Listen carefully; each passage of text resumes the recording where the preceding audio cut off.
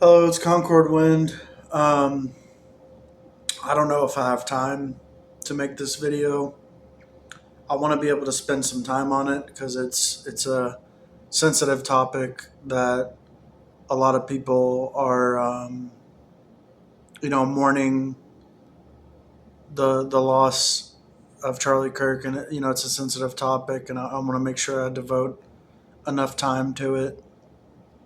Um, Me and my mom were talking about it, and it inspired me to make a video because I haven't really said anything about it, but I'm glad I've had time to kind of think it over. And, you know, it's really sad and it's really tragic what happened. Um, but it shouldn't be discouraging because, you know, Charlie was doing his duty. Um, and God calls upon all of us to do our duty. And it reminds me of some words I'm going to read here. God says, "Let me tell you the secret of success.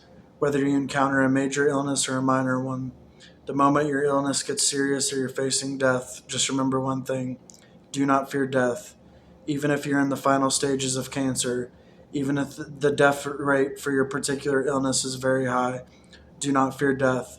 Regardless of how great your suffering is, if you fear death, then you will not submit."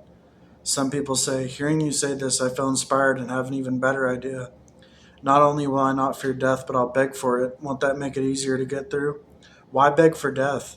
Begging for death is an extreme idea, whereas not fearing death is a reasonable attitude to adopt. Isn't that right? What is the right attitude you should adopt to not fear death?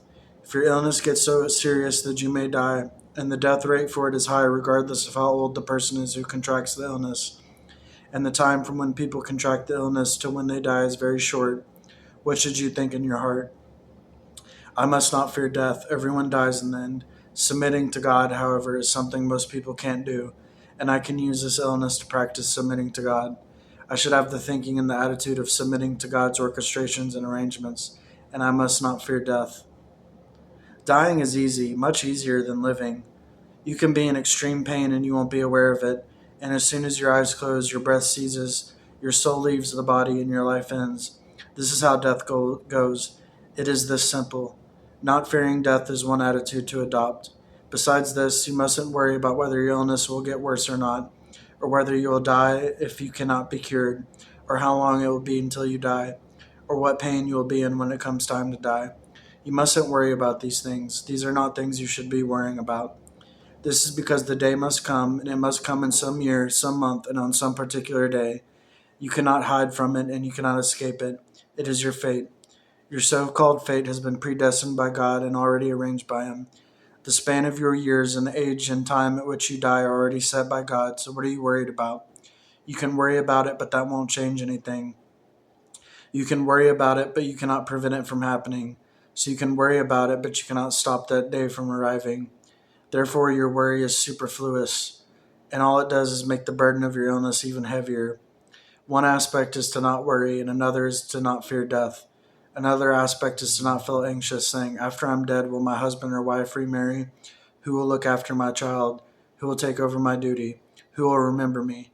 After I'm dead, what will God determine my end to be?" Such matters as these are nothing you should be worrying about. People who die all have their proper place to go to, and God has made the arrangements. Those who are living will keep on living. The existence of any one person will not affect the normal activity and survival of mankind, nor will the disappearance of any one person change anything, and so these things are nothing you should be worrying about. It is unnecessary to worry about your various relatives, and it is even more unnecessary to worry about whether anyone will remember you after you're dead. What would be the point in anyone remembering you? If you were like Peter, then there would be some value to remembering you.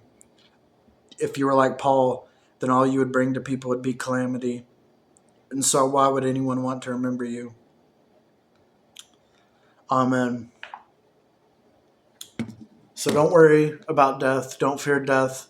You should still do your duty. Like my life, if I start getting bigger and start getting more followers, you know, my life could be in danger, which I've taken some safety precautions to prevent anything happening to me. But those safety precautions could fall flat. They could be disrupted. They could be destroyed. And I could still die. And I'm not afraid of that. I still have to do my duty. It's something I know I have to do because I love God and I want to satisfy Him. I want to submit to God. And that includes submitting to God even unto death. So Charlie Kirk, he was not afraid of death and he continued to speak and do his duty, not fearing death. And that's the attitude we should have. So we can learn from his death that we shouldn't fear death. And that's what we should gain from this tragedy. So, amen. All right. God bless, and you'll see me tomorrow.